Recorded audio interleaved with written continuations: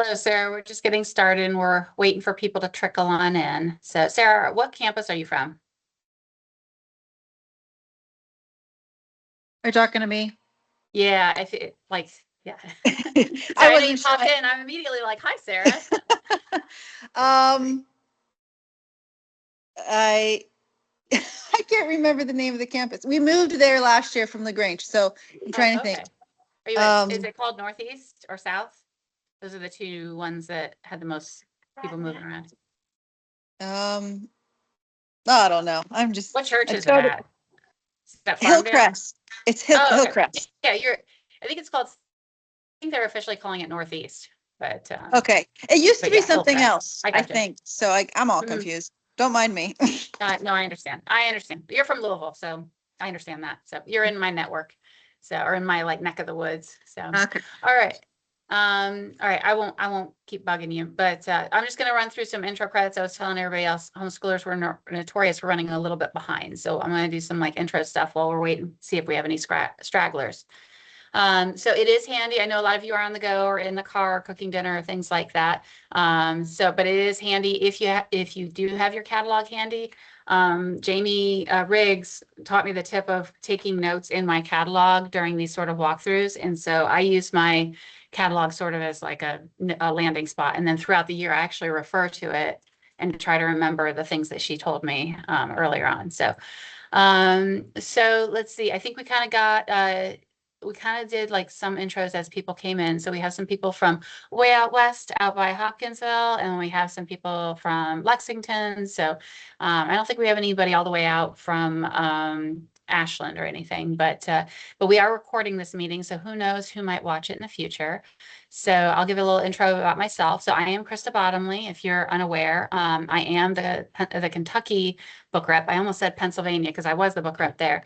I am the Kentucky book rep. I cover the whole state of Kentucky. I've been a foundations and essentials tutor. I've been a foundation F&E director, and I've been a challenge A and B tutor or director, they used to call it. But the thing I love most is being a book rep because I love going around and supporting people, asking getting their questions answered. And I love supporting leadership. So I don't necessarily like being a leader, but I love supporting leadership.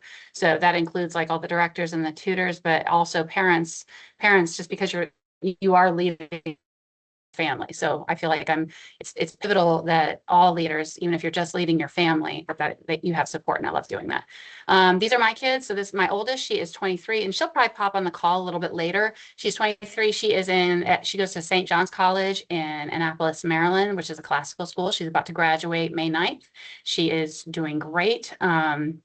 And then she is leaning on my youngest there, who is 8 years old. That is Frederick. He is going to start essentials next year. And then my two middle kids, one is this, I didn't update this slide. One is in challenge A this year and the other one's in challenge B. So while I've seen the end of the road, I've seen where this goes, and I've also seen the outcomes of it. She didn't just graduate, but she's been in the world for 5 years now. So I'm seeing the fruits of what CC does produce, but I'm also still in the thick of it, teaching somebody how to read and teaching them the very basic skills. So I feel like that kind of helps give me a little perspective into the different hats that all us homeschool moms play. So Kim, would you like to introduce yourself? Sure. I'm Kim Bray. I'm at the Challenge 2 director at Northeast Louisville at Hillcrest. So, Sarah, I guess we're at the same community, but I don't see other moms very often because I'm in the room with Challenge 2. We have 5 kids, and our oldest is a freshman this year at WKU down in Bowling Green. We've done CC the whole time, like since he was 5. So I think this is like our 13th or 14th year in CC. I can't remember exactly. But he went all the way through. Well, he did not finish Challenge 4. We were moving and his class kind of fell apart. And so he didn't finish Challenge 4, but I've got a Challenge 2 student.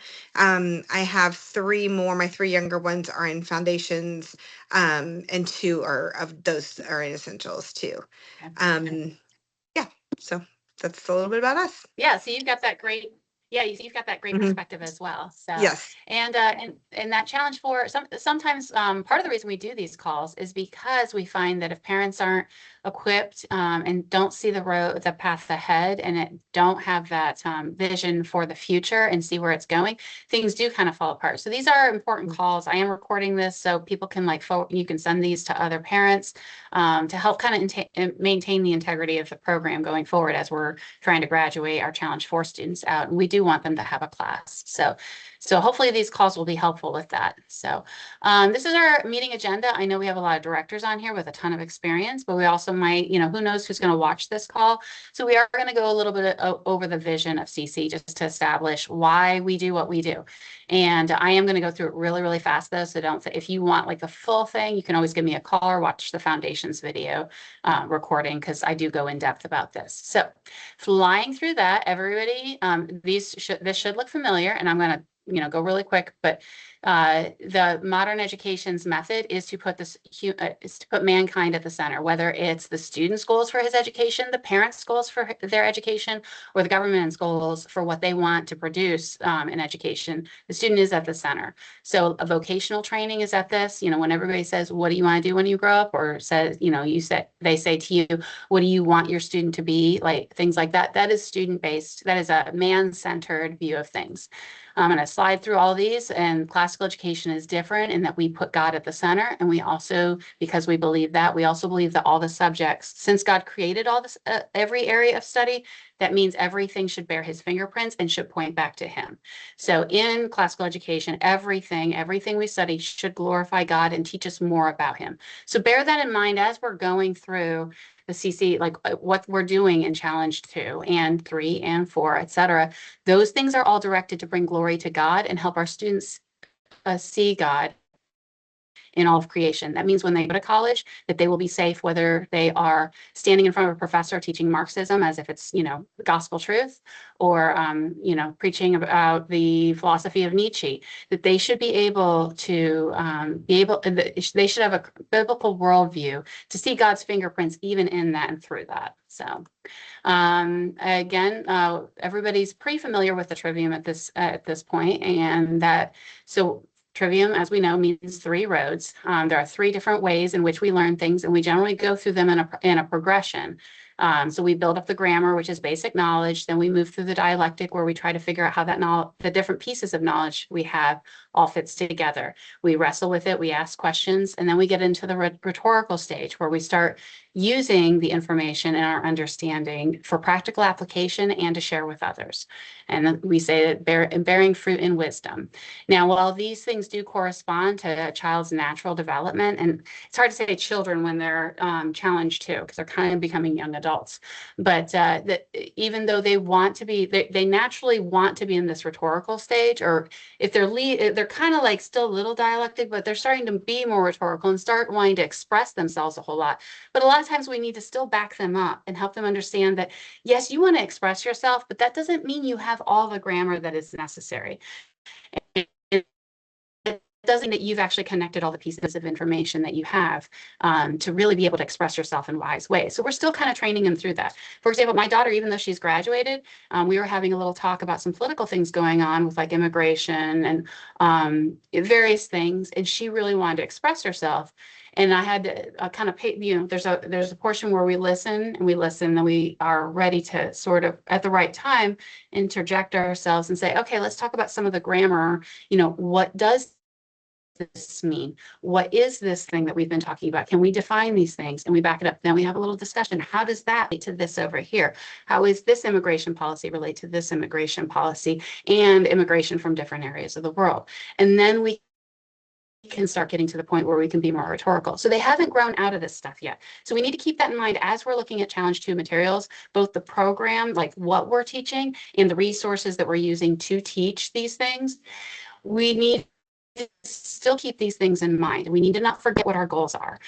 With that, now, as there's a lot of programs that would say that the classical method originated in the medievals, or maybe in, British prep schools, or some people say it started in Greece and Rome, and that's not that we would not believe that at Classical Conversations. We believe that classical education originated in the mind of God, and these other people have discovered God's plan for education. But he shows this all throughout his scripture, and that's why we have that saying, name like Adam, ask questions like Jesus, and persuade like Paul.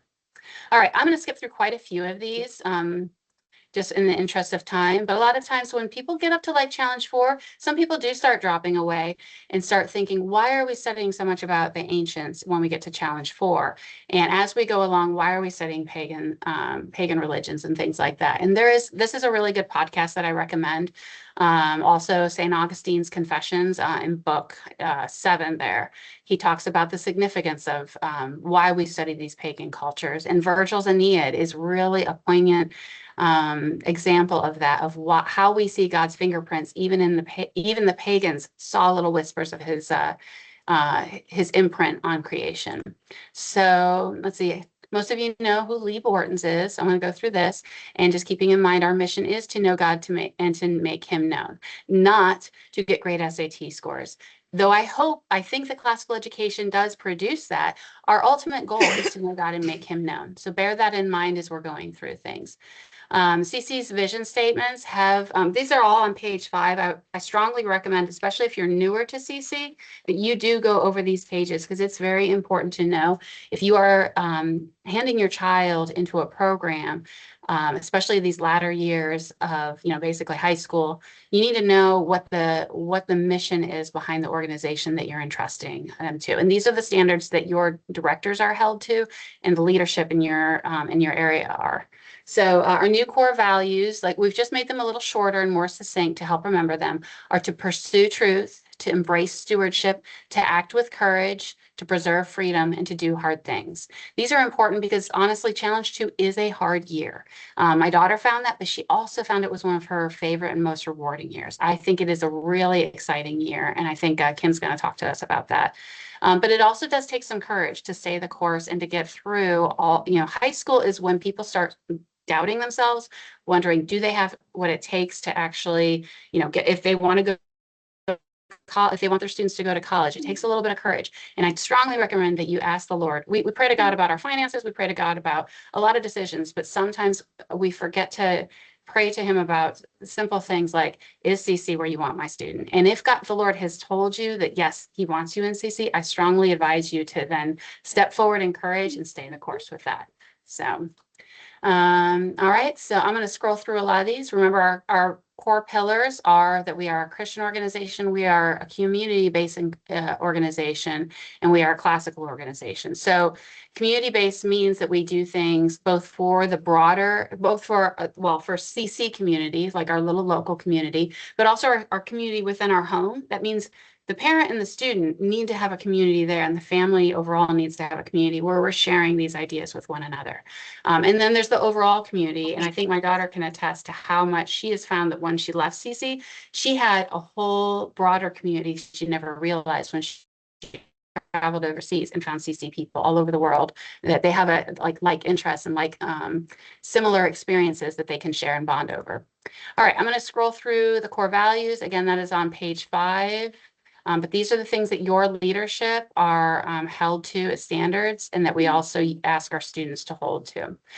So again, remember as you're going through, sometimes you have to back up and go to the grammar stage. The 5 core habits of grammar will help you with that. So that means the naming, attending, memorizing, storytelling, and oh goodness, I'm forgetting the 4th one. And my screen's all blurry. Oh goodness, can somebody else read that? All of a sudden I'm blanking out. Naming, attending, storytelling. Oh, well, I'll get back to that later. But these are the things that help them, as they're getting to their core knowledge on any of the strands that Kim's talking about. Sometimes you do need to back up and be able to, okay, let's properly name the thing that we're talking about. That's why when we get on into the grammar, into the dialectic stage, we have that definition. Like when we say, okay, let's define our terms, but it does go back to naming, what is this thing? That is an important thing. And also attend when somebody is, when we get into debate and such, they need to list arguments the other side. It's expressing. And when they are expressing themselves in debate, they need to be going back to that and making sure that there is that brain verbal connection where the thoughts that are in their head are coming out their mouths. So again, and then going through the dialectic stage, we have the definition, comparison, circumstance, relationship, and testimony will help them form the ideas that they're going to want for whether they're pursuing debate or they're going through the how then shall we live ideas. Just because they're getting towards the rhetorical stage doesn't mean that we leave these skills behind. Then the skills of the rhetorical stage are, oh, I have to remember these ones now. Nuts. And my screen's all blurry. Oh, Kim, you can help me out. Mm-hmm. I know you've got these off the top of, on the tip of your tongue. Sorry, mine was a little blurry too. I'm pulling it up. Yeah, your big screen still says Rome too. I don't know. Oh, it does? It does on my end, but I was just logging in to pull up the slides. So are we on? Hold It should on. say the 5 canons of rhetoric. Yeah, I've got that. No, I mean, that's not what I'm seeing on your screen. I have Oh, it dear. too, but Well, I okay. hope it's recording okay. Yeah, I Sometimes don't. Teams gives me a glitch. So 5 canons of rhetoric on my. is You that see 5 that? canons? Okay. Mine's, I don't know what's wrong with mine, but yeah, invention, arrangements, Oh yeah, no, I'm it's sorry. elocution, yeah. Memoria, invention, arrangement, Yeah. elocution, and delivery. I'm sorry. Yeah. So, Mhm. so just in case anybody wonders, this is not my house behind me. I'm at the Ronald McDonald Room in Philadelphia right now. So there's like a lot of other things going on behind me that occasionally I hear, and then all of a sudden my brain is out the window. So, so sometimes things kind of distract because we're all homeschool moms. We're just doing the best. Like we just kind of are rolling with it. There's things going on around us. So if anybody is having one of those days, you just know you're in good company. Your leadership is also just bouncing around. We're living life as we go. So, all right. So so this is our basic scope and sequence. We are going to be focusing on challenge 2. But just keep in mind that we have been forming a plan since as we go through, whether it's in the research strand or the grammar strand or the logic strand, these things are all built upon each other. They are not isolated topics from each other. It is a sequential thing where we take what they learn in foundations, we add on the skills that they need in essentials, and then through challenge A, B, and 1 is building to get to where we are now. So these things are not isolated subjects. They are integrated strands that kind of carry over and are preparing them for where we want them to be when they graduate from challenge 4. So, all right. Kim, are you ready for your Yes. perspective? Okay. And Sure. remember, having a catalog in handy is really good for taking notes on the things she says. So, all right. Do you have logic there in front of you on your slide? No, I still don't, but I have it in front of me Oh. on my computer. So I don't know. I was going to log in on my computer, but because my phone screen was glitchy, I'm on the call here, but I'm looking at the slides here. So if that's okay with you, I'll just stick I with see. that. Okay. So then I can Okay. see. Yeah. We're just Okay. living life, right? Yeah. We're here. Okay, so for logic, that's algebra and geometry this year. And as the math map isn't available well, it is available, but it's not the older kids so far are not doing math map. And so we're still recommended from CC is to do Saxon. In my class, though, I have the gamut of Saxon. I actually do have one student who's kind of doing math map with younger siblings. And then we have Matthew C. Amongst some other things too. So you just kind of get the gamut there, which is kind of per usual for anybody who's been in CC for long enough. What that looks like though is we do still have a student bring in a problem if they desire, and I do usually have at least 1 or 2 students who bring in a problem. So we do that. It's usually an algebra problem. Sometimes it's something random, but then we end up playing a lot of games. And I have had some success this year of ordering the flashcards that CC put out last year to kind of go along with Math Map. And so we've been doing some of those just to build that grammar back again, because I've got students that are kind of all over the map as far as logic goes.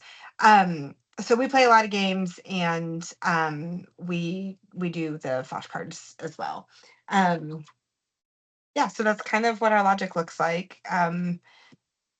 Did you want me to say anything more about specifics? I can't hear you. You're muted.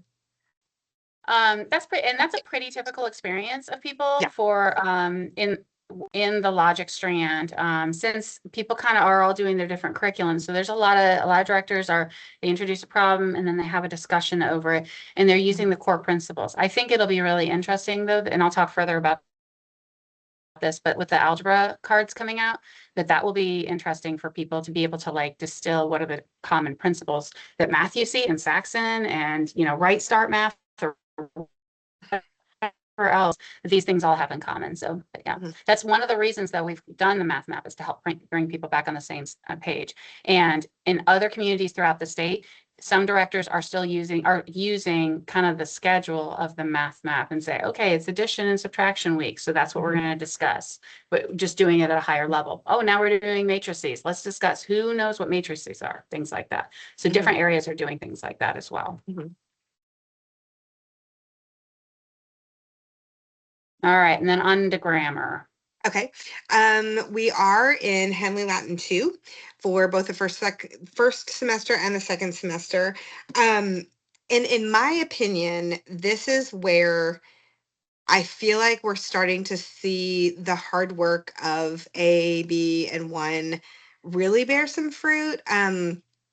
And again, Latin is always one of those things where you've got half the class that are really, really into it and it's great, and then half the class that are dragging their feet. But what I've really enjoyed is all the translation and the fact that it has moved from more tech. I mean, they are still doing technical translations, but their skill levels are high enough to where they're doing readability translations. And I just feel like that really just shows the fruit of their hard labors for the past several years.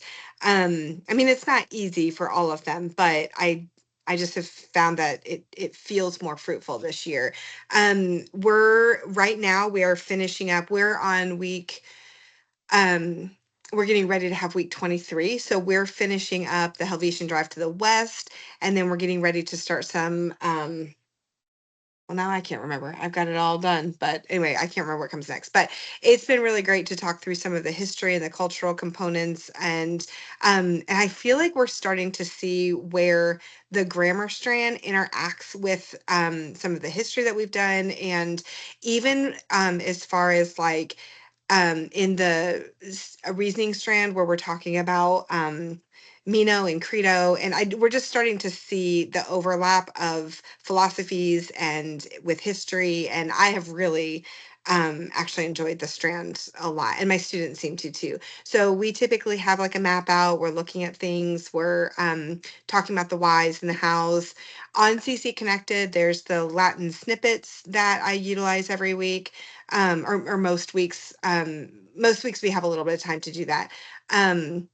As far as how the grammar still fits in, we still do a lot of vocab, because I do have kids at different levels. And so, but vocab is kind of like common ground for all of the students. And so we will still, once in a while, we don't have time every week to play vocab games or whatever, but I still try to when we can. And then it does still kind of build their grammars. So, or the grammar stage, I guess. And then we're digging in though with rules and how we see it show up in English and what that looks like in Latin. And then we usually finish up with our translation and talking about the cultural significance of the piece that we've translated. With the translation too, I don't know how other directors do it, but I do assign lines. And so they come in with their lines translated, and then we usually just kind of go through that, and then they kind of correct each other if there's some discrepancies, which is kind of fun. That's been kind of neat to see them grow in leadership there. And then also, I usually leave a line or two at the end that we do like as a class, just kind of quickly. So it feels like to me at least, it feels like they're doing some hard work at home, but then we're also checking our skills on the fly, and most of the time that's worked out really well. Actually, I'd say all the time. Most of the kids are their grammar skills are, yeah, their grammar skills are high enough to where they can, at least if they don't get every nuance, they are at least getting the gist of it. And I think that's where they're starting to see the fruit as well. Mhm. Yeah, so they're still kind of like like the teasing out of the translation is very like dialectical at this stage, Mhm. you know, and they're kind of helping each other and correcting each other on things, which Mhm. is awesome. Yeah. And you're more Mhm. guiding them through that. Yes. Mhm. Yeah. So awesome. And that, as a director, that is one I did really great in A and B, keeping up with the Latin. I Mhm. did okay keeping up with Latin in one. But then this year, like we moved, we have been house hunting, we have been, and it's just not, I'm just not able to keep up with the Latin on my own this year. And so that's where we're still able to have really fruitful discussions because they are correcting themselves and each other, and there is so much overlap with life. And so that actually has, I was kind of nervous about that. I mean, I tried really hard at the beginning, but it just got unattainable for me. And so, but we've still been having really rich discussions, and that's been great. Mhm. Well, and that's something that I found. So like when I was in B, when I was tutoring B, I got to the second semester and was kind of behind on things. I had a lot going on in my life. And I found it was interesting. The less I prepared, the less tempted, not that I would advise people to like slack off, but when the times that I over prepared, it would push me, I would start to teach instead of to facilitate Yes. discussions. And so sometimes when I came in not knowing all the stuff, it encouraged the class to step forward more. Mhm. And those were the richest times, Mhm. is when I stepped back and they sort of started taking a little leadership and figuring things out together as a class. And that's part of what makes classical so beautiful. Mhm. It's also what makes it so that if you're ever anybody who's ever intimidated about being a director, it is something that if that you don't have to specialize in Latin or be like know everything about chemistry to step forward and do that. So because it actually it's about facilitating discussion. So Mhm. all Yep. right. Well, with that, since I was referring to the research strand, you want to tackle biology next? Yes. So biology, it's kind of a beast and it's super fun. My students have really, like, they've really loved it this year, and it's been really fun to watch that. So it's biology for the whole year. The first semester is more, I guess, theoretical knowledge, because you're getting the DNA stuff, you're getting this. There are experiments all the way through, of course, but they're not as hands-on. But now we're headed into spring semester, and starting week 25, then we dissect something almost every week. And so it kind of feels like you get the head knowledge and then the experience knowledge. And I know that's not actually how it is, because it's just different parts of biology, but that's kind of how my students feel about it. And so they're like, well, some are excited and some are dreading it, but that's okay, because they're all gonna get their hands dirty, so to speak. But it's been really, it's been a very rewarding strand. And even with my own son, who was not looking forward to biology, he has really enjoyed the DNA stuff, especially what we did in the fall, like right before Christmas. But yeah, it's been really great. So we we do a lot of, well, the experiments, I was going to say we do a lot of questions and answers, and we do, but I would love to do, I mean, see, like the Apologia makes it a little bit easy, because you can always ask the on your own questions. And I do that sometimes, but I rarely actually have time for that. There's a lot of defining terms, So that kind of takes us back to the grammar stage. But then with just the nature of the experiments, I mean, they often take up a long time, just getting your equipment to work, which is great and hard sometimes. But so we do a lot of the experiments. One thing that I really like that they're required to do this year is a lot more formal lab reports. And it's just a skill thing. And even like I have some kids who don't plan on going to college, and they fought me a lot at the beginning. Of course, I'm not the teacher, their parents are, but um, as their tutor, I'm highly encouraging them and their parents to actually require them to do all the things. And I know that doesn't happen every week, but that's what their parents are for. But I did encourage them to do the lab reports because I think it's just one of those skills that when you do hard things, then you realize you can do hard things. And that is really beneficial as homeschoolers and just as people. And so that has actually been a really rewarding thing. And even some of my students just recently were like, man, I was so scared about lab reports and they're just not that big of a deal anymore. And I'm like, yes, because when we do hard things, it gets unhard faster. So just to kind of encouraging them through that, and then they've learned a lot, and they've really really enjoyed that.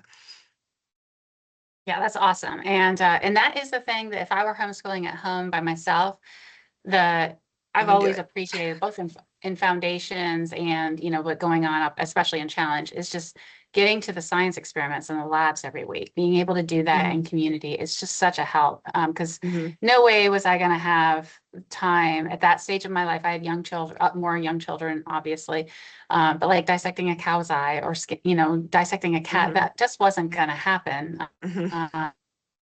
So it's so valuable to have that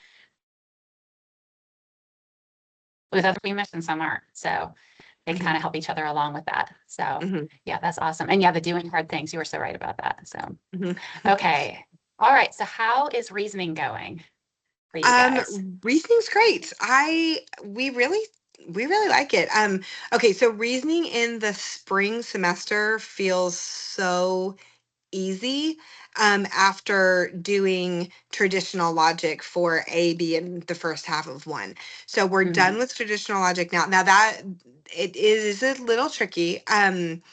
It's not hard. It's just time consuming, and it's one of those traditional logic, I think, is one of those where it's really easy to let it get out of control quickly. And so just that was one thing that I really encouraged my students to keep up with. Like if you have to make a slightly shorter essay, or I don't know, like if you have to what's the tailor the strands. Try not to do it with traditional logic because it is really hard to get caught up and to not let that get ahead of you. But we all finished strong, and then everybody was kind of glad to have that over for the spring. So now we're into reading Credo and Meno, and it just feels really restful. We're doing Meno now. We finished Credo a couple weeks ago, and it's one of those things where they don't have to prepare a whole lot at home. We are reading it together in class. And I don't know how other directors have done it, but what I did for that was I actually had another mom come in, and she and I read it. We just took a whole strand and we read it in front of the class. Like I was Socrates and she was Credo, and we just kind of read it to them and just encouraged them just to restfully listen, engaging, but not really even taking notes, just to listen.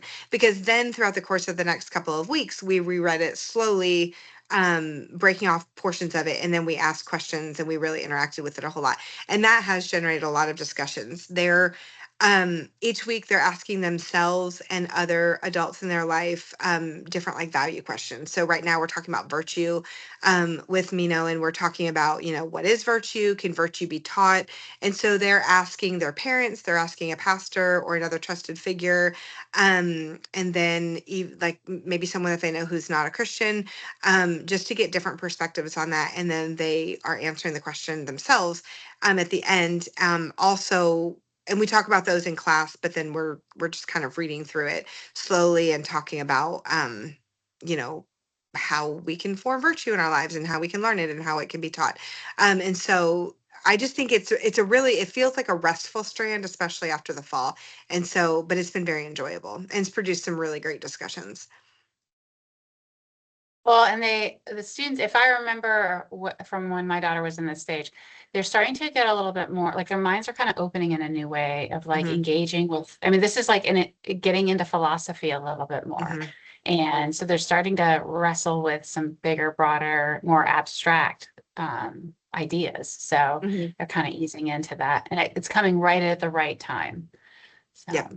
Yeah, because next year they'll have philosophy. So it's so this is like a gentle, it's like a gentle introduction to it, to big questions. Yeah, especially like Mhm. yeah, Socratic dialogues, it's people talking, you know, and so it's Right. something they can relate to before you get into things that are so abstract that they can't relate. So, Mhm.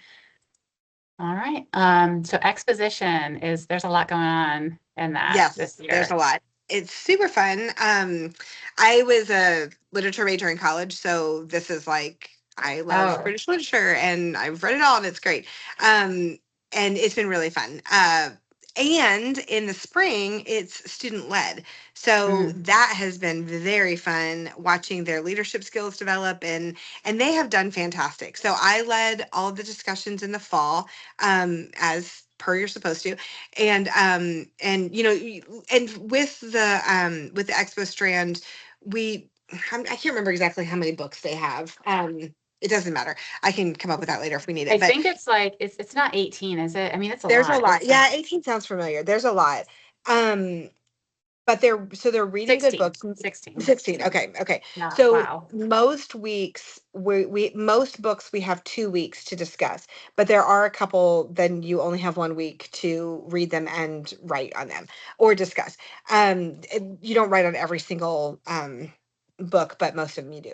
And so that's been really fun. The theme for challenge 2 is looking at choices and what makes a hero. So that is kind of the thread that weaves all of the literature together, and we even see that spill over into some of our other strands too, um especially with like our devotions in the morning, and just I don't know, other things too, like debate too. But we find ourselves asking those questions all the time, like what were the choices being made, was this person a hero? And so at the very beginning of the year, we as a class defined hero, and then that's been kind of like and we took several weeks to do that, so it wasn't just like a snap decision, but we defined a hero, and then that's been kind of like the bar that then when we're analyzing all of the characters that have come after, like, okay, did they act heroic? Well, and what we're finding is yes and no, right? Because very few people in history and currently are all good or all bad, right? We're usually a mix. And so kind of analyzing choices that were made, like why did people make those choices? Were there other things going on? And could they have done anything different that would make them more heroic or less heroic? That's been really, really rich discussions.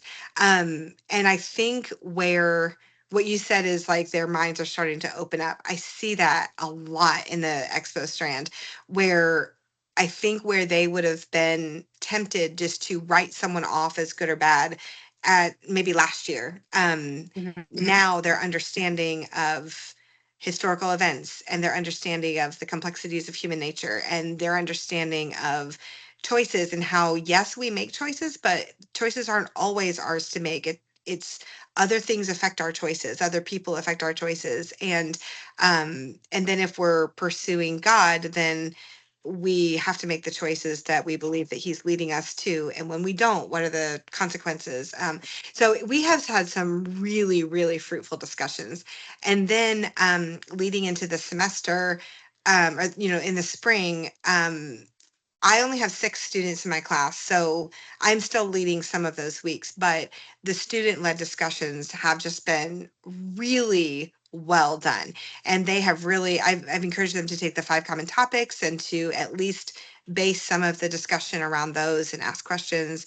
And they have really, really excelled. And I've been really proud of them. And you just see them growing and developing as I mean, they're not quite adults yet, right? But they are going to be soon. And it's been really encouraging to see that growth this year. Yeah, and I think this was an area that I really started to I mean, I really enjoyed CC before, but I think it was challenge 2 Mhm. that I was just like, no, I love CC for Yeah. what I'm seeing happen in my student. Because Mhm. if they were, in the classes that I was in, I went to a private school and I did love the literature class, but it was really just let me tell you what this is saying, and Mhm. then you tell it back to me and write an essay about it, where you're basically not thinking or wrestling. And to see students be able to go through this it really they internalize the truths that are that are exhibited in the literature, and it makes them claim it more instead of just regurgitating what they're taught that without a discussion process. And as parents, like discussing things with them at home is so vital to get them ready to have a discussion in class. Would you say that you can tell students that have talked this over with their parents or have had discussions at home Absolutely. versus those who Yes. haven't? Mhm. Yep. Absolutely. And then Yeah. even just like when you were talking, I thought of one thing, like just like a small little thing of like where Mhm. it's been like a funny growth moment is at the very beginning, they really hated that they had to define literature terms. And I'm like, guys, this is like the easiest thing that you have to do in this strand. Like it's really Yeah, not hard. define Just define the definitions. terms. Yeah. But now, at the beginning, I think I only had one student who was consistently defining the terms. And so that meant that we would define the terms as a class, and it was like part of what we did as a class, because especially in British literature, you have to know what you're looking for. And so I've seen growth in that to where now they are defining the terms and they're excited to tell me where they're finding it as they're reading. And that's just like a really small growth moment, but that's been really fun to see them take ownership of that and see where, oh yeah, this is something I have to do, and they're seeing the value of it.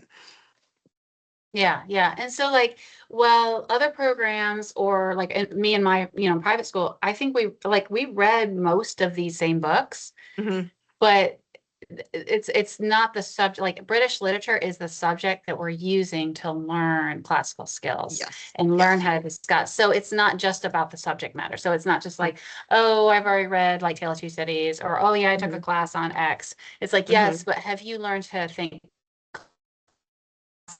about these things? This is just the tool that we're using to study these things. Okay.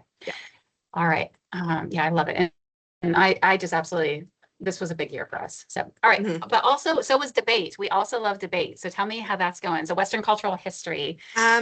Okay, so I don't think my class loves debate, but it's really good. So debate is a really full strand for challenge 2. You have debates, of course, where we finished our team policy debates. We're getting ready we're prepping Lincoln Douglas right now. And then you have an impromptu speech at the end of the semester. But then we're also doing Western cultural history through the Francis Schaeffer's How, I always say it wrong. How How shall then we shall then we live? I know, it's kind of Yes. funny. Wait, I no, I always said say it wrong. those How two. should Yeah. we then live? How How should we should then we then? live? Yes. I always say How it should wrong. we then live? And that is very entertaining. I've done that study a couple of times prior to leading it, and it's a fantastic study. And it's a hard one for challenge 2 students. So I think that is one area where you see the growth in and then you also do realize that they're not quite adults yet, because listening to the videos is a little bit tough for them. It's a little challenging. I've found other directors who have posted like bingo and that kind of stuff, and I've shamelessly used those because it keeps my students engaged. And so, but Yes, that's what skill retention. happens? Honestly, It those is. Okay, well, old let's go, guys. videos, they're not entertaining. Yeah. And you have to say, Yes. okay, we are going to practice just like the little kids learning to listen to Beethoven. Mhm. You are going to practice the skill of attending to this old grainy video. Yes. So, But the discussions that we have on the other side of that, when I don't let them fall asleep, have been great. And so I don't let them fall asleep, but I have had to like make it a little bit more entertaining through bingo. And so, and I don't even give them prizes for bingo, just filling in their sheets is enough for them. So they're good with that. Yeah. But that has been really fruitful, very fruitful. And I think especially poignant now that they are preparing for the Lincoln Douglas debate. So the resolution for Lincoln Douglas debate is basically that preservation of art is worth dying for. And so they're seeing where, I just keep preaching to them, like art always reflects culture. Like it always comes out of what people are thinking, feeling, and doing. And so they're starting to see that, and they're analyzing like, okay, well, what does that say about what's being produced now? What does it say about what's being produced now? Look at the compositions, look at actual, art, fine arts or whatever. And and we've had some really, really fantastic discussions around all of that. And they just kind of, they're even seeing it with a literature strand. Like some things that are being produced now are really great, and some things that are being produced more in the modern period are more shallow than what used to be. And so we're just talking about why. And it's a cultural, it's the thought. It's also headed into philosophy, right? Like as philosophy changed, as thought changed, then the art that came out of it was changed too, because people changed. And so and then on their own, they've really been able to identify, well, when a culture thinks in a Christian way or thinks in a deep way, like what comes out of that and how is that different than cultures that don't. And so those have been really great discussions. But it is a really, really full strand. So I really do encourage my parents, I don't know how many are, but to have those discussions at home with your students, because they're very rich, and we just don't have time in the strand to always do them the justice that they deserve, honestly. And then the music is great. I'm trying to think of, oh yeah, and then so that we drill like the artists and the composers. But I do try to have that be as discussion based as possible. And a lot of it is whetting their appetite for something, but getting them primed for, okay, you go to an art museum, it's not just about recognizing a Cezanne versus a Monet. Sometimes it's like, wait a minute, what were they expressing and why is it so different? And so it primes them to be able to have those discussions as they go out into the world. So and I'll talk about some resources that I really love to support parents in that. So because it is new to many of us. So, all right. So have you guys had your protocol, your capstone event yet? We have not. It's coming up in April, and we are prepping for that. We are going to, oh goodness, where are we going? Louisville Orchestra. Oh. Hold on. It's not though. It's, I forgot his name. He is a Jewish violinist who's going to be in Louisville for one night, and we're going to that. Kim, it's Itzhak Perlman. Thank you. Yep. I was like, I can see his face, but I can't see his name. Yes. So we're going to see him. So yeah. And our students did do protocol last year too, because like this is the year that it changed to just being for challenge 2. And so they've done the etiquette training. We are doing that again, like in class, like we're just doing it over a couple of lunches. But I'm not emphasizing it as much as I did last year, simply because I wasn't their director last year, but I did the etiquette part because I had already led it at a different community. So we're kind of refreshing that, but they did do all that last year too. Okay. So awesome. And then, so like, just for those people who don't know about the change on that is, and you and I were around like a long time ago when it was just challenge 2, but then it sort of expanded again to be that challenge 2 could invite other groups, but then it turned into the burden of organizing it for everybody, and it became an obligation. And so CC has, been trying to roll that back and saying, no, this is a challenge 2 event that is optional for everybody else, and it's up to the discretion, but really it's focusing on challenge 2, getting what they need to get out of it and not being bogged down by feeling like they have to host everybody. So, yeah, so so is it like prom? No, I don't think so. I've had people say that before. Yeah, that hasn't been my experience, or either one of my boys who've done it. It has been, because I've had people say that and I'm like, what? Where do you go to CC? Oh, yeah. That has not been an emphasis. Right. What is the There purpose is an of emphasis. protocol? Okay, manners for one, and also learning how to handle yourself in nice, I say formal. It's really hard to get completely formal, but it really is. We've been looking for like even a restaurant, and man, it's really hard to get like really formal. So the idea though is that you're dressing up, that you know how to dress for your age, your gender, your how to carry yourself while you're dressed, how to treat each other. We do talk about like conversations that you have at the dinner. And yeah, there's like a whole book that we go through, and it's been really good. Um, oh, I was gonna say something, I lost it. But yeah, we don't have like a boy girl thing. Yeah, so We that's just something that people just need haven't to done it. know. It's not a dating event. CC does No. not facilitate. That is to be kept, like, that's a parent's discretion kind of thing Mhm. outside of CC. But that's, Mhm. this is not, so when people say prom, it's like, whoa, no, it's not prom. So, Yeah. Yeah, no, this so is more like, you know, like get like how to dressed up carry and yourself. yes. Yeah, Mhm. and Yeah. what does Lee Borton say? She says, I mean, it applies to a lot of different things, but she says a CC student should be excluded from no human endeavor. That means that they should be able to stand before kings or, you Mhm. know, or plumbers, you know, whoever. Like Mhm. we should be able to be comfortable and speak with poise and confidence. So. Yes. Mhm. All right, awesome. So any last minute before my daughter jumps on and she just Just walked in the door. just so walked in the door. perfect. Yeah, so perfect timing.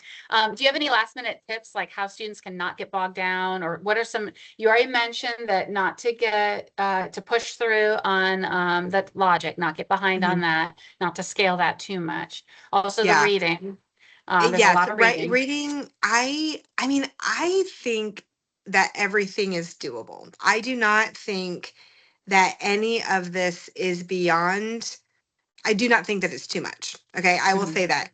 And I will also say that life happens. And so once in Mhm. a while, we have the flu that runs through the whole family, and we have people who move, or a sick parent, or whatever. So giving grace where grace is due is definitely high on my priority list. And also, trying to instill the belief that these kids can do hard things, that we're not asking them to do too much, and that it is good for them to do, and it's going to grow them as people. And so I just try to keep that goal in mind while at the same time communicating with parents. But you know, I did have one student who got really behind in the fall, and he was really beating himself up over it. And he's been doing better in the spring because he But see, saw the that's such a value good of learning doing it. opportunity. Yep, it Yeah, was. like that's where usually those things, it doesn't mean life is over. It Mhm. means that's where we stand off and we push on with more wisdom and experience so that next time we can handle the situation better. So Yeah. it doesn't mean And failure. I do say like as far as like some strands, like I know Latin is just it, that's hard for that is hard for some people. If you have to scale, at least try to keep up with the vocab for the fall. Mhm. And then in the spring, keep up with the translations. Mhm. Because Okay, those affect the whole good class. tip. That's a Yeah. good tip. Hmm. Yep, focus on the grammar, like it's back to that stages, Yep. like Hmm. focus on getting that base knowledge, the grammar, Hmm. and then we kind of scale it from there. Yeah, And this because is even if something you that have someone Mhm. who's just doing the vocab, you can still have that class Mhm. discussion on, okay, here is the sentence that you were supposed to translate. I know you don't have it, but tell me what words do you recognize? You know, what cases do you see? What declensions do you see? Can you tell if they're nouns or verbs? You know, and most of the time they can do more than they think they can just by having the discussion. Okay, awesome. Good tips, good tips. And it's still back to that, like Rob, what did they say? Like borrow from Paula Andrew Pudewa talks about it a lot, the Robin Hood concept of there's some Mhm. people who will know more, and that by students being in class together, they will gain more from each other than if they'd just been sitting at home, Mhm. learning in isolation. Okay. Yeah. All right. Well, my daughter and my son were at the Philadelphia Art Museum, and I guess I must have stolen my daughter's power cord for her phone. So she decided to come all the way back and rip herself. And she loves art. My son does too. They love seeing the art museum. So that's true sacrifice that she wants to share her perspective. As much as I love to compliment, the art museum closes at 5. Oh no! I thought it was open till 8:30. I mean, I'll take the compliment, but they did kick me out. Oh, okay. I did stay until they kicked us out. Oh, So, sorry it's to hear okay. that. So sorry, So, Bastion. I'll take all the gratitude though. We can keep that. Okay. All right. So I'm going to kind of turn this into Q&A. She's not going to have the slides to prompt her, so I'll just kind of have to help her along a little bit. So Reagan is, she's obviously no longer a Challenge 2 student. She is, she's at you go to St. John's College in Annapolis, Maryland. She's going to be graduating. And she is, her degree is the equivalent. Her college doesn't give her a degree the same way that other schools do. You don't get to pick a major.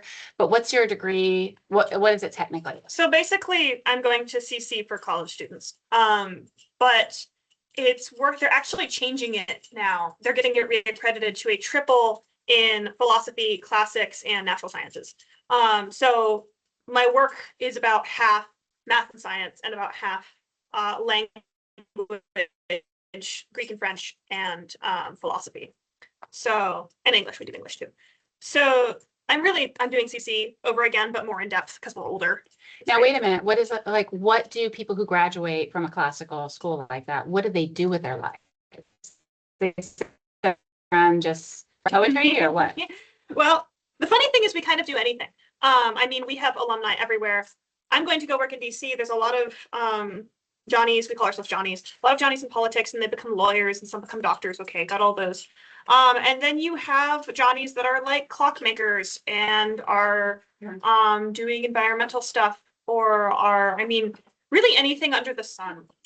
We go off and do. We can really do anything, and we adapt pretty well because we've been learning how to think, and so we can think about anything that we end up getting into. Yep. So anybody who has questions about classical education, equipping people for the world, the graduates of her college, you know, they would be strong proponents of classical education for equipping. Okay, so what are some of the things that impacted you the most? Like looking here, so I've got the catalog in front of her to help her remember what she did study. So let's talk about, hold on, let me look here.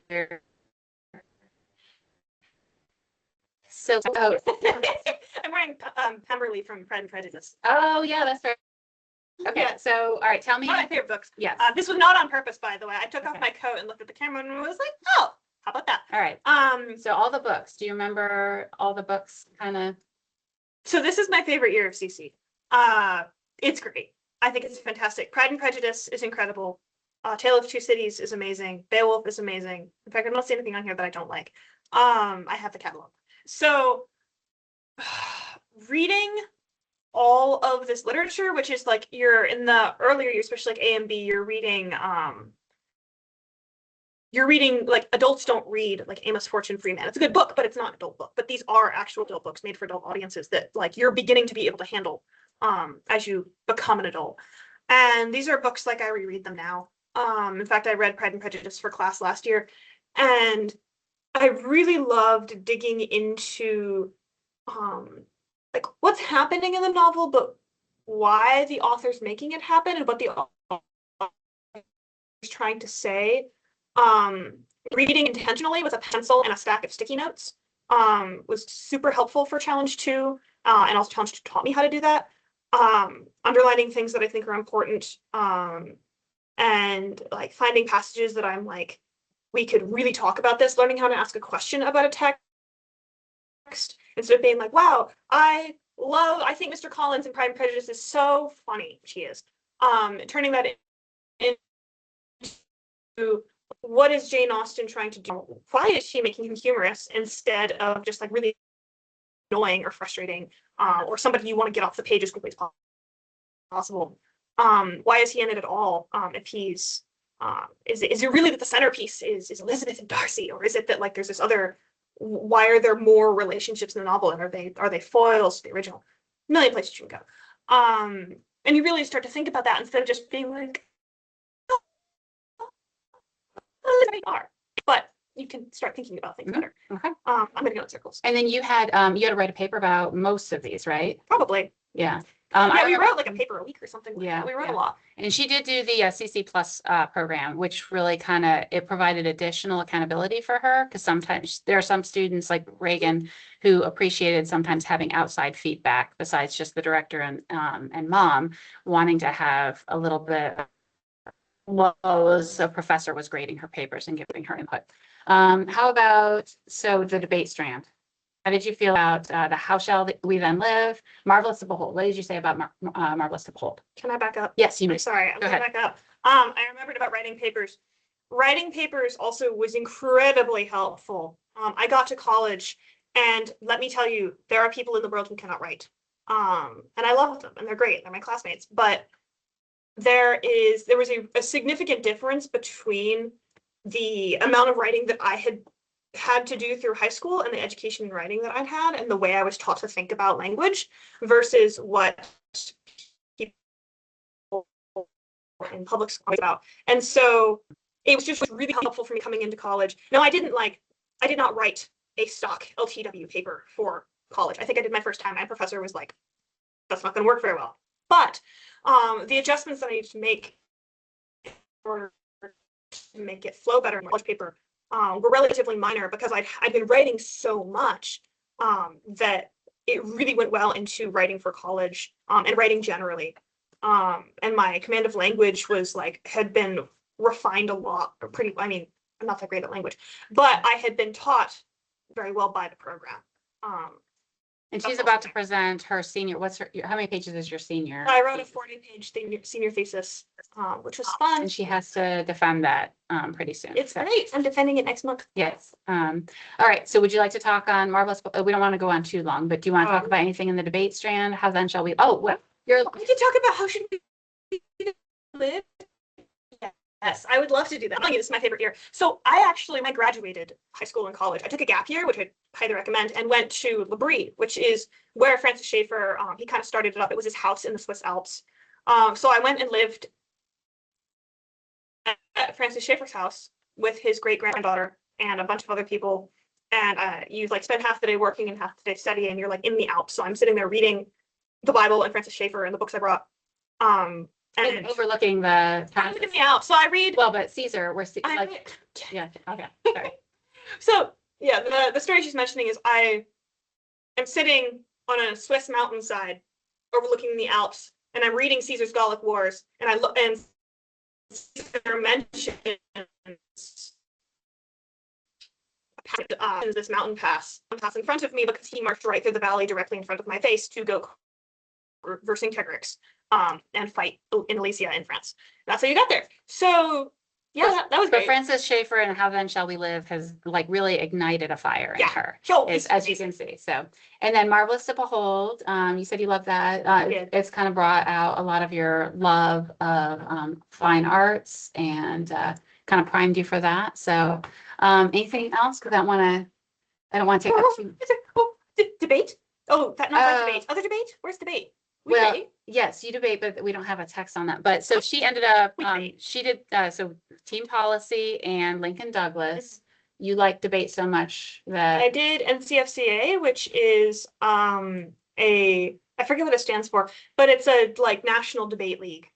for Christian students, that a lot of CC students do, and there is one in Louisville or in the Louisville area. But but all that was started in Challenge 2. So Challenge 2, the theme I'm trying to show you is that Challenge 2 really ignited a fire in her for a lot of things that she was not. Challenge 1 was wonderful, but Challenge 2 was really this transition that just woke her up in the poetic and the philosophical part of her brain. It just kind of lit a fire under her. So It was really the first year where it was I was doing my education. and she And took ownership. nobody else was doing my education for me. Mhm. It really at the end of the day, it would be if I didn't do my homework, I don't know if anybody would have noticed. It would have come up in class, but mom might not have because she was really busy. And so I was just if I wanted it to be done, I had to do it. Mhm. So this was the year that I took ownership of it. And the peer relationships were Yeah. a big part of that. So, okay. Also, you do Socratic dialogues. Yes. That's also great. Yes. She Logic loves is great. everything. So. It's all good. I'm sorry. Okay. I'm gonna stop talking. All right, I'm gonna move on. I know we can talk a long time about these things. Okay, so that was Reagan. Thank you so much, sweetie. I Yeah, appreciate no, it. Okay, you go have dinner. All right, and then we are getting towards see. No, we're actually on time. Okay, so I'm gonna go through the book rep perspective for some of these things. Yes, gotta keep it quiet though. Key is in my pocket. Give me just a moment. Did I lock the? Like I said, we're at the Ronald McDonald Room in Philadelphia, but we're not at home, so don't lose that. All right, so going through my perspective. So just a reminder, this is the CC scope and sequence. And I want to talk just very briefly about what the strands are. So as we're going, and I should have had this a little bit earlier, but such as it is. The exposition strand, the whole purpose of that strand is, and these are not CC's lingo, they're actually putting out, they're going to give this to the official vision statements behind each one of the strands later that I'll update this with, but it's the expressing of clear thoughts to winsomely persuade others of truth. Grammar, the purpose of grammar is analyzing the nuanced structure of language to better understand and utilize it in the discovery of truth. Logic is applying the systematic rules of an orderly universe to arrive at truth. Research is discovering and sorting through the information to uncover the truth. I think you're finding a trend here. Debate is exchanging ideas and information with the goal of persuading others of truth. Need you to, it's really jingly. And then reasoning is correctly judging the difference between truth and falsehood, justice and injustice. Okay, so as we're looking, you know, just keep in mind what Kim was saying that they were doing for each one of these strands. And as we're looking at our products, seeing that these are the purposes that CC, this is how we choose the products that we're having. This is how we choose what the program is going to be. These are our goals for each one of these strands. So when CC, there aren't really any changes in challenge 2 this year. But you'll probably hear like some of your, you know, other levels, some changes. And it's because we have been working to refine what we offer in our programs to fit these goals. All right, so with that, let's go ahead and we're going to talk about parent resources. This is so while Reagan, it is true that she probably could have, like, I didn't necessarily know if all her assignments were done. We had Sebastian there that you saw in the wheelchair. He had a spinal cord injury that year. Well, he got a polio like virus that paralyzed him. So I was living in the hospital for most of this year and traveling a lot. However, and you never know what's coming down the road. And so that's why I say summer is the time, like right now is the time to start kind of investing in yourself. So you have wealth of information, inspiration, or things you can pour out into your students later during the year. So during the summer, I strongly recommend spending some time in some parent resources. One of the ones I absolutely love, and I love Challenge 2 as well because of how many good things happen, like I learned during this stage. But Amusing Ourselves to Death is an excellent book. It was written in the 1980s, but it's borderline prophetic. It's talking about what would happen. It's theoretical of what would happen if we went from word-based culture to an image-based culture. And in the 1980s, people still commonly read. Everybody read the newspaper. Words were the big part of our culture. But now if you compare that to today where we have Instagram, I know on Instagram, I have to manage the CC Kentucky Instagram page. And if I don't have an image, if there is no image, nobody will read the words that I put there. And that is a big change from 40 years ago in our society. So Neil Postman is talking about what happens when you've done that in a society. And he points out that the Christian foundation, like God calls himself the Word made flesh, and he calls himself the Word. And what does that mean when our society is turning to images instead of words, and how that affects things. There is a recorded book club video if you want to like dabble, put your toe in the water and see if this is a book that would be interesting to you. But I think that you will be inspired by this. So if you watch that video, you probably want to get the book. I have used copies that I pass out like confetti anytime I can. So do consider investing in something like this to read over the summer. There is also an online book club. There is an online resource for those who want to start a book club for this online. Additionally, another big one for me is Saving Leonardo. Nancy Pearcey writes a lot of our parent resource books. She's considered, I guess they call the Economist is quoted as calling her America's preeminent evangelical Protestant female intellectual. She really is a genius.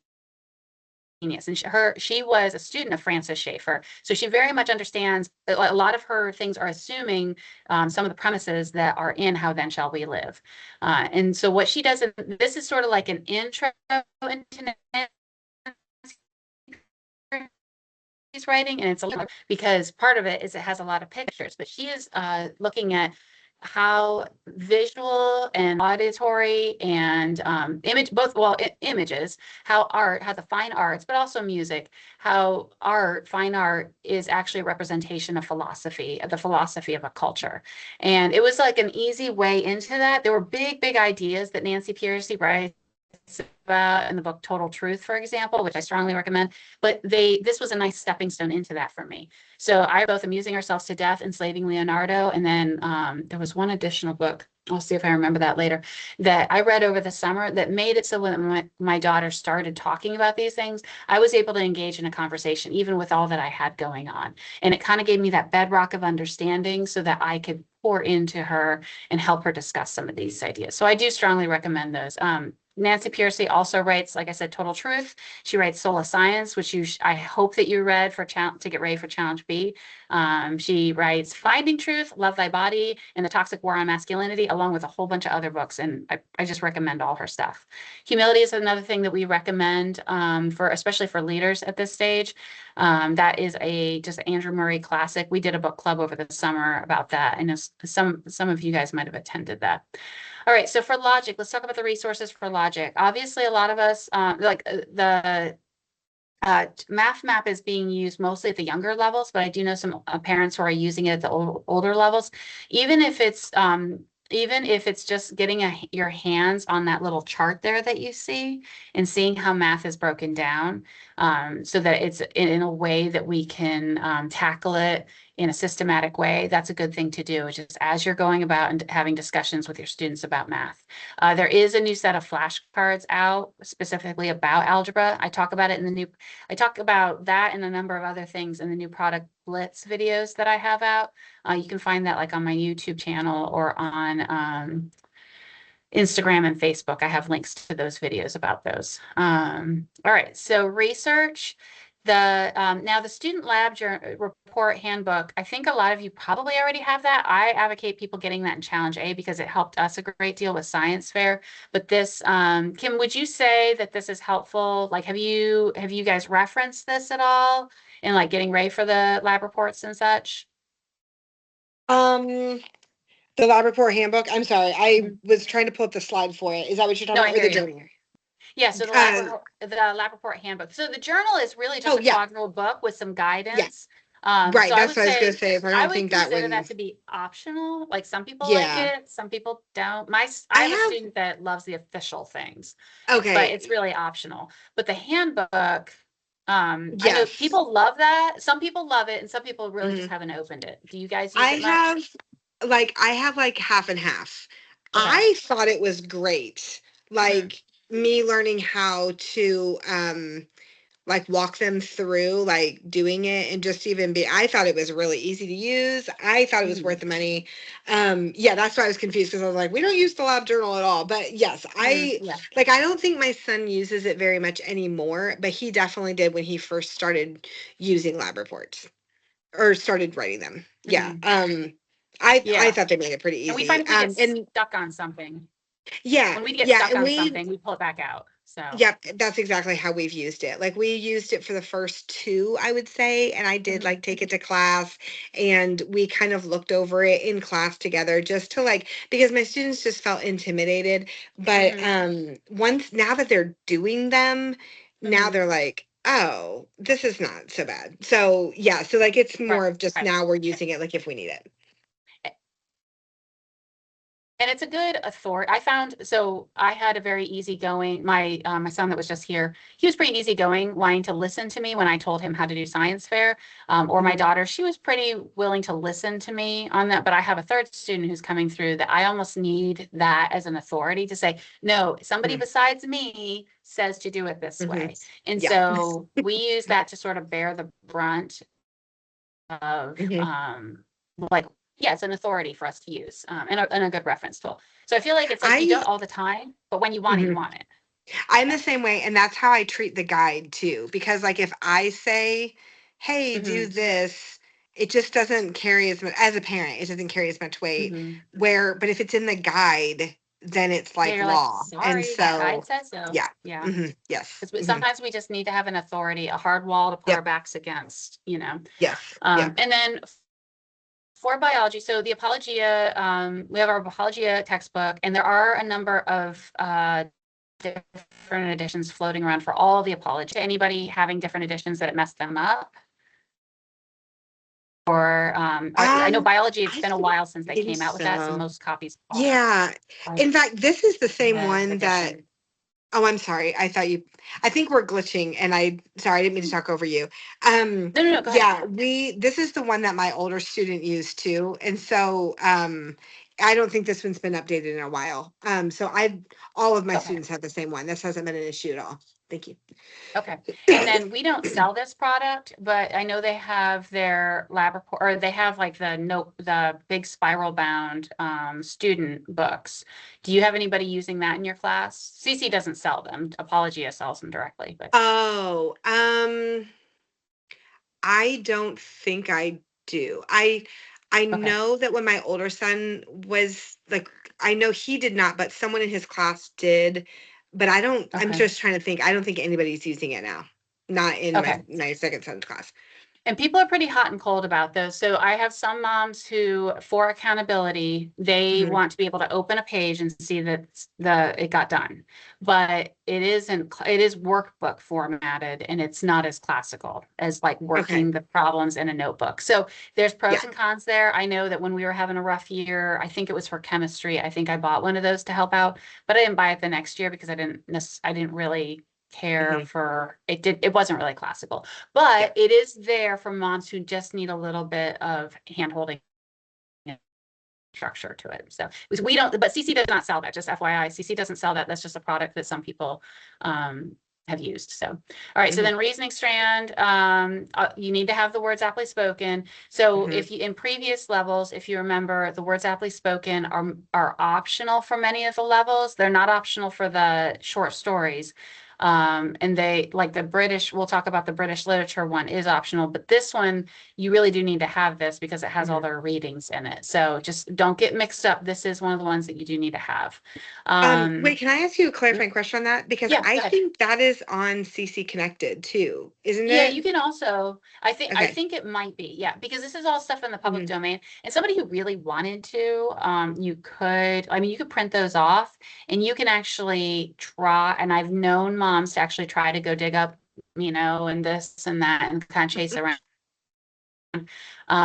It there's sometimes I know a lot of us are on budgets and stuff, so sometimes we have to weigh the how much time do I have versus how much money do I have and how much am I Mhm. going to save while I'm running around doing all those things. Mhm. So yeah, you have to decide how much do you want it. Like you could get this off CC Connected, but then there's also like, do you want your student going to the computer to do stuff? So you have to just kind of figure out what works for you. So And we'll talk about how CC I kind of Connected too. use that Mhm. is I gave the Socratic the words aptly spoken book to my students, Oh, but okay. then because I needed it too, like in class, especially as we Mhm. were reading it as a class, I was like, oh no, and I wanted him to be able to have it, so I pulled it up on CC Connected, but I couldn't Oh, tell yeah. if I was doing Mhm. that as a director or if all parents had access to that, so that's why I I think asked. I think I think that's a lot of the CC multimedia products are available in digital copies. Like you'll see you Okay. have a copy Okay. of your guides.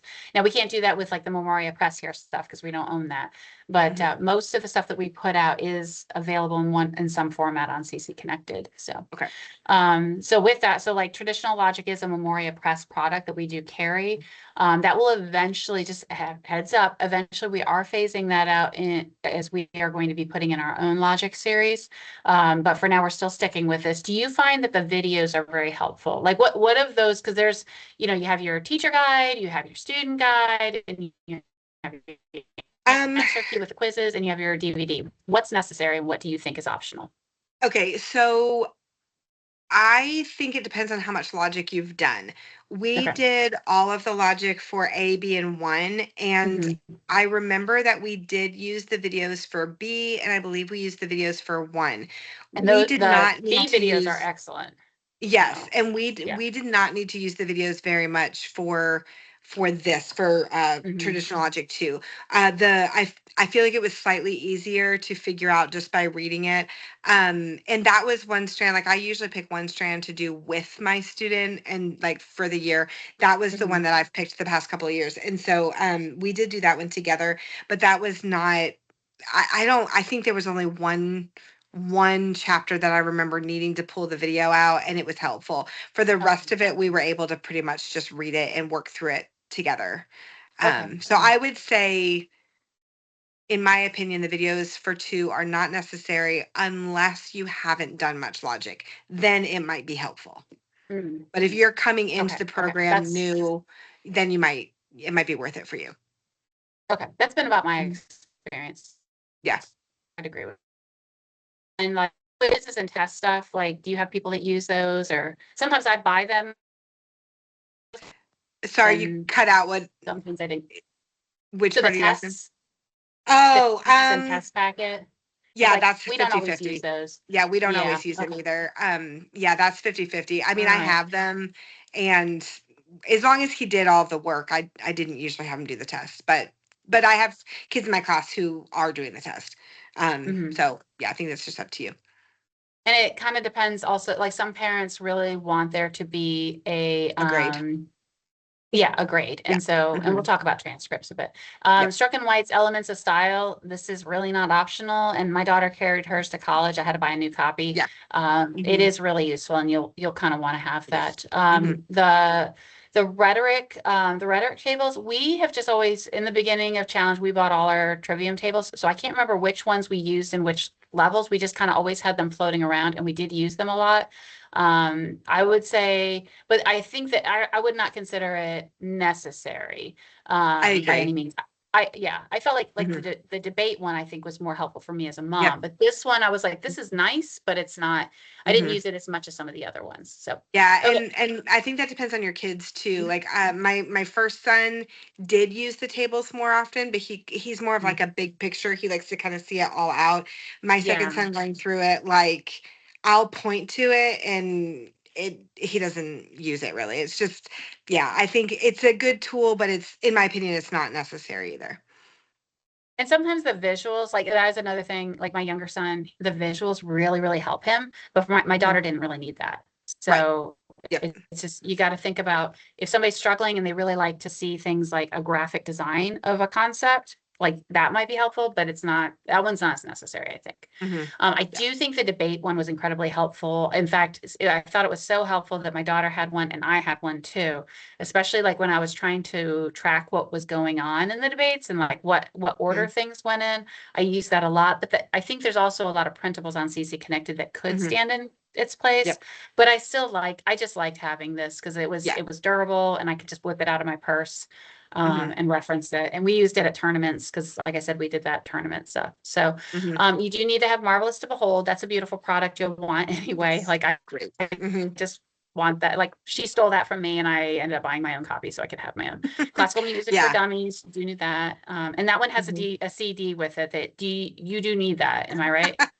Um, Probably the official answer is yes, but most of You us can have always like, Spotify, and yeah, so I have you can actually find it through just there. yeah, I found a playlist on Spotify and it's the same thing because I Mhm. have it. I do own because I've had this book forever, like back when I was a foundations instructor. Mhm. But I don't have a CD player anymore because we don't Oh, have yeah, that. that's true. And That's a good so point. I just found a challenge to playlist on Spotify and we just Okay. do that. And actually what has been really fun in class is I have a projector for the Schaefer videos and Okay. I've been hooking up the projector and then I find a YouTube video of an orchestra performing the piece and my students Oh, have loved that. They've loved okay. watching it and that keeps them engaged like crazy. They Okay. love it. And Yeah. so I would even recommend that. Yeah. That's good. That's really good. I Mhm. think that sounds fabulous. And some of my stuff, you got to remember, I started book repping like a long time ago when Mhm. everybody did still have a DVD player. And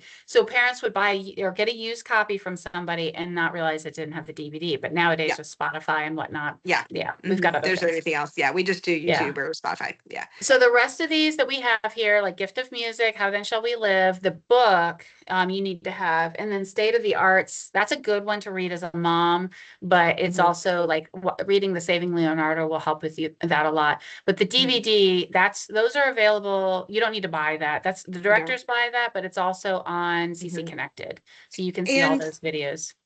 I don't know. I don't think they have to buy How Should We Then Live the book. It's Oh, great okay, and it's helpful, but it's not actually like we're just watching the videos in okay, class and they're not supposed to read it outside of class. okay. I mean, they can, but it's not like an assignment. And the videos almost I mean, the first 7 videos are almost exactly the same thing. It starts varying a little bit in video 8, or episode 8, I think is how it's Okay. listed. But it's pretty much the same thing. So Okay. I don't know. I think I've got one student who is reading it too, but it's not even really in the guide. Okay. So Now, Mhm. yeah, so I would like anybody who's watching this, like I would say check with your director on the different, Mhm. like my daughter's class, they did, like they all read it, except for like maybe 1 or 2 students, but I think Mhm. that's up to parent. It's also parent culture, the group that you're So in. that was Yeah. something we talked about at our uh orientation, Mhm. because I was trying to figure out how How to many. fit it all I've in read it, too. again, I've read it a couple of times, but and it's great. It's a fantastic read. Mhm. But yeah, but most of my students, like their parents weren't having them read it because it wasn't the Required. chapters weren't listed in the guide. Yeah, it wasn't required in the Okay. guide, kind of. I mean, it's suggested, but not required.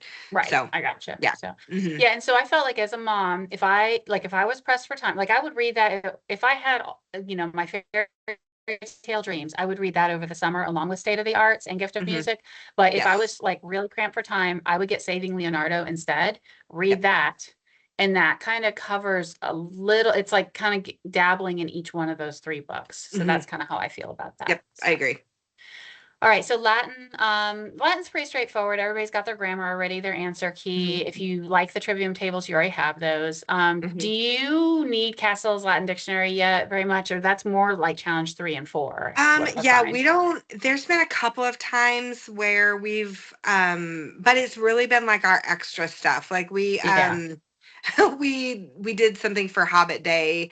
I sent in some like translation exercises, and there was a couple words that they didn't know, so they had to look them up. But I mean, I don't think it's necessary because this day and age, I do collect phones in our class, but Yeah, like you can if you also, have yep, to, you you can can look look it up up. Yeah. Google Translate and Mhm. get a word here and there that you don't know. So I Okay. don't think I do. It was they used it a lot in 3 though. I know. So like Yeah, my that's what I'd older son say. used it. Yeah. So like we were a screen free during school hours, just the Yeah, way we we were did it. too. Like we wouldn't do like YouTube or things like that, even though everybody, or we don't even use CC Connected during school hours, Hmm. but that's just our personal thing. But we had this on I bought it, I think in Challenge A, and I don't think we really pulled it off the shelf much until 3. So I think you could still go Hmm. another year before it's really becomes more useful. So, and Yeah. 4, you're going to want it, I think, or you're going to want some Latin dictionary, but I think you Hmm. could go without it this year. Hmm. Okay, so let's talk about exposition, and we are getting a little towards the end, so I'll try to not take too long.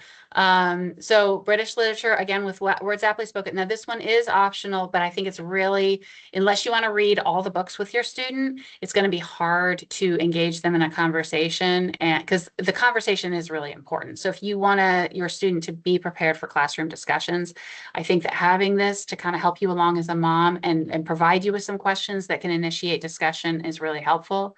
That was another one of my cheats when I was, living in Hmm. hospitals and things like that. I always kept the words aptly spoken on my dashboard. And then if I was driving somewhere with my daughter, I pulled that off. That was like car school is what we did a lot of conversations in the car. I pull off words aptly spoken, say, what book are you reading again right now? Oh, you're in Pride and Prejudice. And I'd open that there and I'd go down to the thought questions. There are the comprehension questions, but the thought questions are the ones I really like. When time was tight, I wanted those because that maintained our relationship despite like the chaos that was going on in our life at that time. Again, I already talked about the rhetoric tables. Wakeful words. How much do you guys use wakeful words? Um, we don't use it a ton. Yeah. Yeah, there might be some that are using it at home, but that's not something Okay. we really use in class. I'm not using it a whole lot at home. I sort of go in and out with that one. Like some years Mhm. I'm really great about it, and some years I'm really not. And this is one of In my some really not years, years. it's more built into the program. Yeah. This year, it's not as much, but Hmm. sometimes, like, it was one of those things I bought early on and it was on the shelf.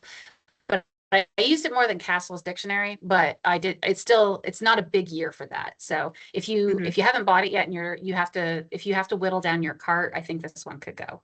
Yeah, So I it's agree. kind of how I see it. It's still good to have, but Hmm. it's not imperative.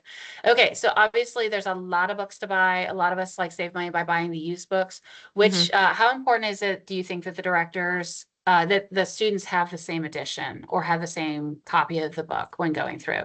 'Cause like, I know with don't- Shakespeare it's important, but with these, how important do you think it is?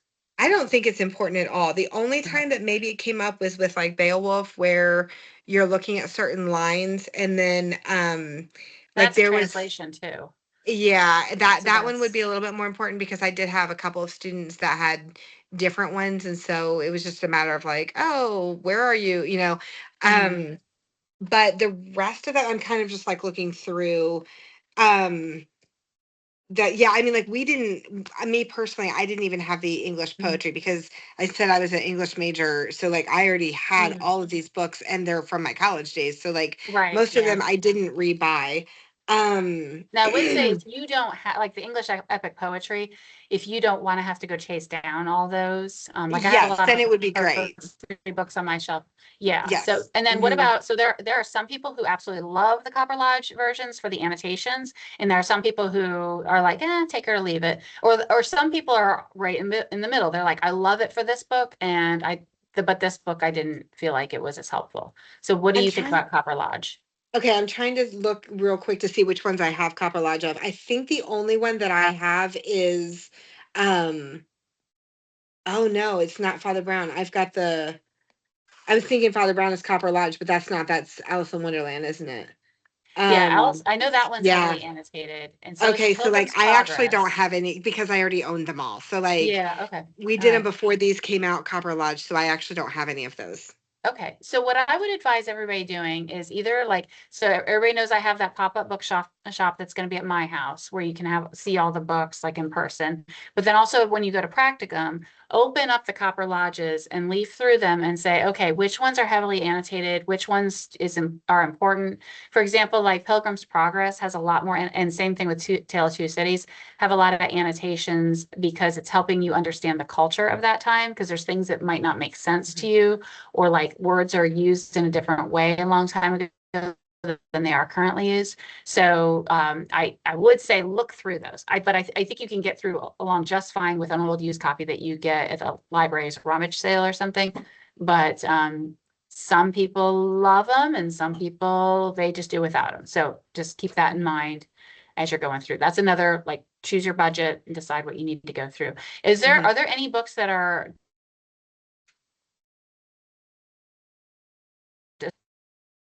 because I know there's some levels where the directors can say, oh, we're not going to do this book this year. Okay, so I'm sorry, you cut out right when you said, are there some books that, so are you Sorry, asking there me if some that we cut books? out? Yeah, are there some books that are up to director's discretion? Like, isn't it Gulliver's Travels? Isn't that one Oh optional? yeah, Okay. Gulliver's Travels is optional. And we did not do that one. It's optional. You can pick that or It's that one about Eating the Heather Wick. Babies.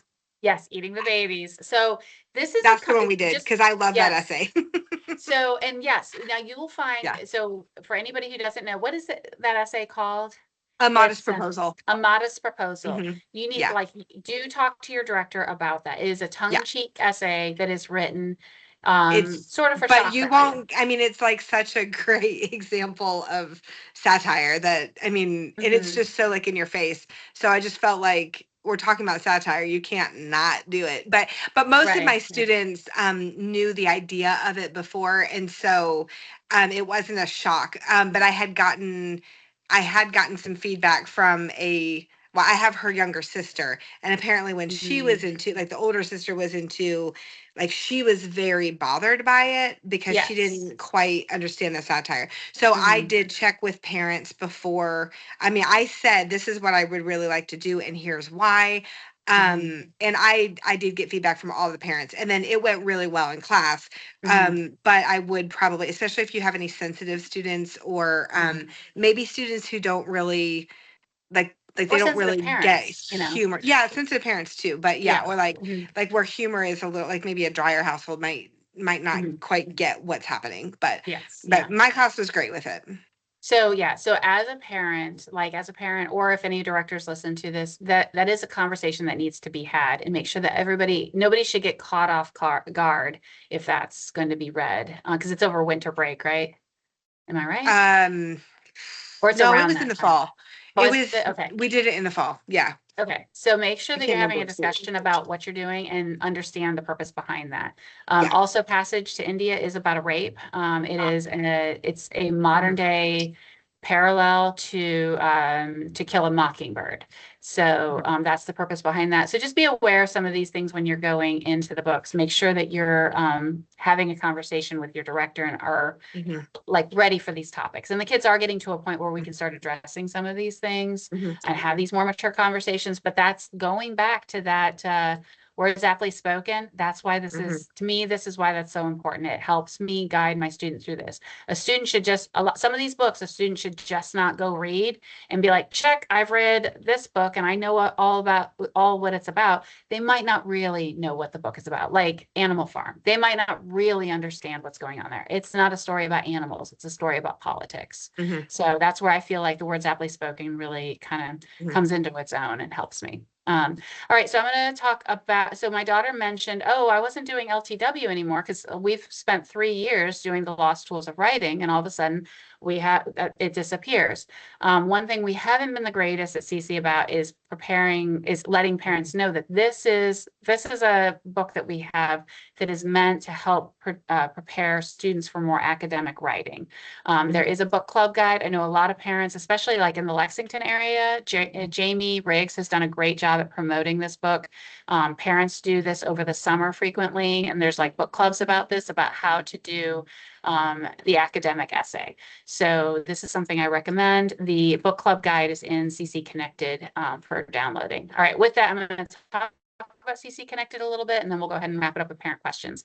So make sure that you are over the summer. This is not something that you pull out in February on a rough day and think that you're going to do. Over the summer, go through CC Connected and go through the online resources. You want to look at the first things. Some of that's going to be very repetitious to you, but there will still be things relevant there for you. For example, so there is the digital directory. I always go to the digital directory and print that out during the summer. So I know what things are going to be on there, and I don't have to jump on my computer, my tablet, or my phone or something in the middle of a CC day. I can say, okay, is there going to be something for me this week? Mhm. Okay, so, and that's what that looks like, is the digital directory. There are also videos on there, a number of things. This is about, I'm trying to remember what this was about.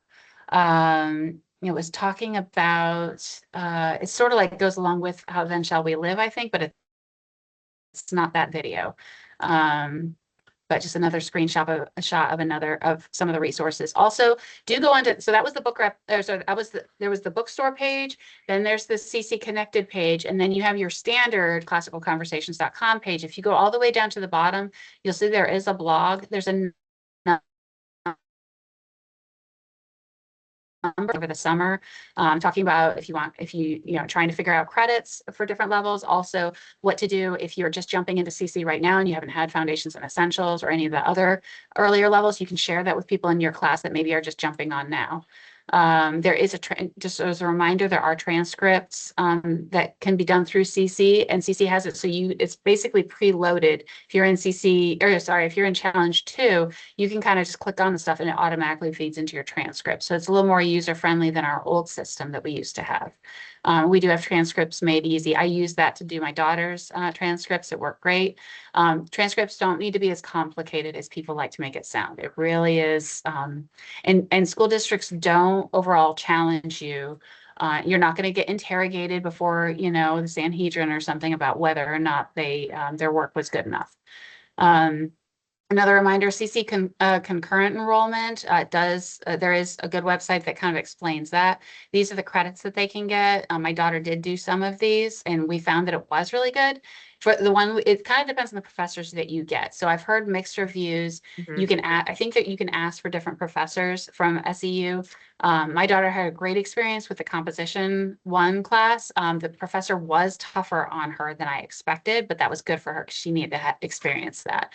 Her professor was not just happy with her kind of, she was definitely the 10-page writer as opposed to the 2-page writer. And her professor really wanted to whittle down her papers to be shorter. We did not have the Office of Assertion book at that time. And so that would have been a good help. Keeping in mind towards the future, there's, CC Plus has the postgraduate programs. There's the Odyssey Gap Year program. And then the undergraduate, like you can, if you really want to, if you're of the mindset that you want to go to college, want your student to graduate with the least amount of debt, that is an avenue that you can take, or doing dual enrollment kind of helps with that too. So, all right. So do any of the parents have any questions? I know I've done a ton of talking. Hopefully we've answered a lot of questions. So Natalie or Sarah, do you guys have any questions for either Kim or I? Or you can ask them on behalf of other parents that might be listening to the recording. Oh, and as a secondary thing, there is the code for the bookstore if anybody wants. I think this gives you, oh no, this is the outdated one. I'll type in the chat the new discount code. Go ahead, Sarah. You had a question. I wasn't really gonna say I was just gonna say I didn't have any questions, but Okay. one thing I guess I could bring up, have you ever had students who don't feel comfortable with any kind of language in a book? Mm, Because like Malachi is very uncomfortable with any type of language. So mainly what we've done this year is just kind of gone over like Cliff Notes type thing on the books that have language. But I do realize that, he's going to be 16, he's getting older. So it's kind of hard to balance. So I'm trying to think of what books would have the language in them. Passage to India was the closest one I could think of that might, but I don't think it does. I don't think there's any language in it though. Not. So I know that there was, if you're thinking of last year, like doing like, what was it, To Kill a Mockingbird had language. Mhm. If you're talking, especially some of the racial stuff, that was kind of a tense year on some things. But this year, not so much. I think that you'll find that that's tamped down for this year. Yeah, I'm just Okay, running through these in my mind. I think that Yeah, that should be a lot easier. I can't think of anything. It's more of like talking about rape is a little uncomfortable, but Right. it's not really about rape. I mean, it is, but it's not. Like it's really It's kind of in about the background. it's about like a prejudice, background and it's issue. about yeah. So I mean, like we talked about it, but it wasn't even like it wasn't an uncomfortable discussion at all. It was more just like it was more about how we view each other. Mhm. Yeah. And Robinson Crusoe, he does call people savages and things like that, but you're not going to find like Like but it's derogatory slurs. yeah, I there's mean, no that like is, but slurs like you would have yeah. gotten. Like last year had Mhm. some stuff that would start making, but those people were also portrayed negatively, I think, in challenge one. But Robinson Crusoe, I think that's still a very worthwhile book because of how he's Mhm. talking about the Christian worldview and how he is seeing the humanity in someone so Mhm. different Mhm. than him. So yeah, I don't think language will be a problem. I see the biggest thing as being if somebody wants to do that modest proposal, that would be the most touchy one, I would think. So, Yeah, but there's still all not right. language in it per se. Yeah. So yeah, no language. Yeah. There's content. That's going to be the most tense thing you'll have. So I do want to get I think in the chat, I'm putting my coupon code, which is for free flashcards or a free trivium table. So if you are on the fence about getting a trivium table, like you're trying to, okay, maybe I do want the debate one or something like that. This should give you, so you have to you have to have $75 in your cart, not counting IEW products.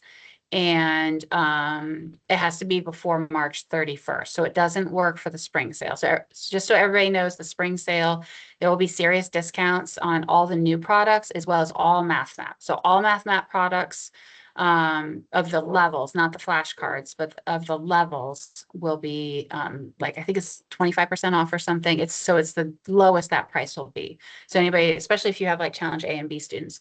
My pop-up bookshop, for those of you who do want to see physical copies, that's a link if you want to register. If you just want to see a flyer and have your friends come with you or try to figure out what the pop-up bookshop is, You can click there for the link. I will be selling The Habits, that new book in person, as well as the new Common Latin flashcards and a lot of like new merchandise and swag that's not on the website yet. And the new Math flashcards, like the algebra cards, I'll have those in person. Also, if anybody, like if somebody wants me to go out to Hopkinsville or out to Ashland or Lexington, if you have like a host place, I can go ahead and do that there too. New Product Blitz, there's a recording of that on YouTube. You can find that on my YouTube channel. And then there's the other March Madness videos. I think some of you have already hit up a couple of the other ones, but do share this with your classmates because these are going to be the parents of your students' classmates. So you want everybody, like, you know, iron sharpens iron. The better they are equipped, the better of a classmate they will be for your student to help sharpen each other. So I would encourage other people to jump on these calls or watch the recordings when we have them done. And then do make sure that you are registering for Parent Practicum. It is going to be about Latin this year. I'm really excited about it. I've already gone through some of the content. I'm already working on, like, I've gone through the slides, and I think it's going to be a really good year for solidifying our understanding of how Latin works and why we learn Latin, so we can talk to our students about it and also be a little bit better equipped to help them when they get stuck and in trouble. Doesn't mean that we need to be as good as like a Henley 2 book level, but we should be able to help tease them out through some questioning. Okay, so what conjugation is that? What declension is that, etc. And this will kind of help us in equipping for that. Aside from that, those are my social media pages. Keep an eye on those. You do have to interact with those or they won't show up in your feed. And I do put the like pop sales on there. New events that are coming out, stuff like that are on those social media pages. So, oh, that's the right code. So that's my discount code for getting those. No, that's still not right. No, just use the one in the chat. I was wrong again. That's my old one. And I'll get a new one in May in time for practicum season. So. All right, everybody, that's all I've got. So I'm going to go eat dinner, and I'm sure you guys have families to attend to and take care of. So thank you so much for your attendance. And thank you so much, Kim, for all your wisdom and experience and for sharing your evening with us and all that you contribute, you know, just to community overall. So. Thank you. Yep. All right. Have a good night. Bye.